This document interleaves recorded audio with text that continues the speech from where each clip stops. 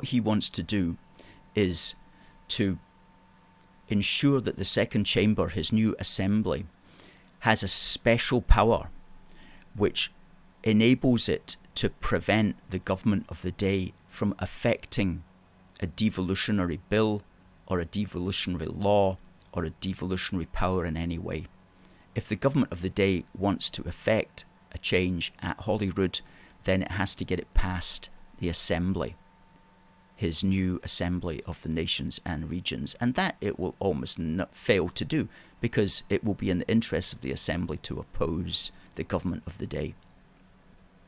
For example, if there's a Tory government, there's going to probably be sufficient SNP, Labour, Lib Dem and Green people in the upper house, as it were, to prevent any kind of change. So looking at what happened earlier this year with the Gender Recognition Reform Bill, okay, Alistair Jack was able to stop that very easily by just saying you're not doing it. What Gordon Brown wants to do is to prevent that situation ever being able to happen again. How is that possibly a unionist idea? And so British governments of any stripe are going to be very reluctant to touch devolution in any way, even if a devolved chamber is causing problems for the rest of the United Kingdom. The British government of the day is going to be very reluctant to touch that, because it's going to have a fight, not with the devolved parliament, but it's going to have a fight with the upper house. And who's going to want that? So they're just going to let the devolution problem, in the particular circumstance that might have arisen, they're just going to let it fester, because they're not going to want a big fight with the upper house.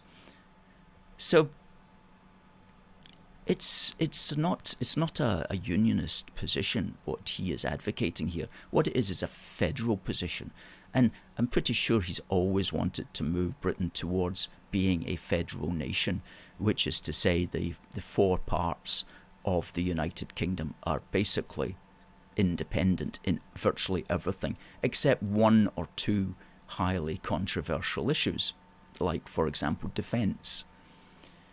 Because one of the things that Gordon Brown says is that, if it can be done better at the local level, it should be done better at the local level.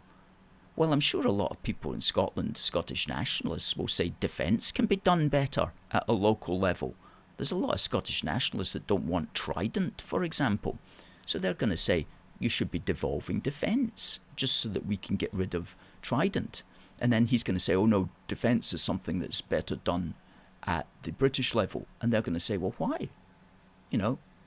So, as I said last week, how close is close for these sorts of matters? And especially when you live on a small island, how close is close? It's always very close. It's always very close issues throughout the United Kingdom. This isn't like the United States of America, where if you want to go for a night out, you have to travel for 2 days through the desert. It's not like that. This is Britain. And I'm not joking when I say that about America. I lived there for a little while, and it was like, if you fancied contemplating a night out, it was like, a 9-hour return journey. And that was just to get to the nearest restaurant.